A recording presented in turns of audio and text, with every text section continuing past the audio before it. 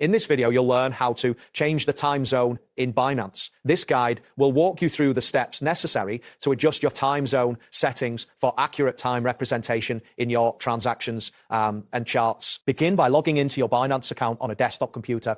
Once logged in, look towards the top right corner of the screen where you will find your profile icon. Click on this icon to reveal a drop-down menu that contains several options. From the drop-down menu, select Settings. This action will take you to the settings page where you can customize various preferences related to your account. Look for the section labeled Preferences, which typically contains options for personalizing Within the Preferences section, locate the time zone option. This is the setting you will modify. Click on the time zone field to open a list of available time zones. It is crucial to select the time zone that corresponds to your current geographical location to ensure accurate timestamps. After you click the time zone field, a list will display various time zone options. Scroll through the list and choose the correct time zone that fits your needs. Double check your selection to confirm that it matches your actual location, as this will affect how times are displayed in your account. Once you've selected your new time zone, look for the Save or Confirm button at the bottom of the settings page.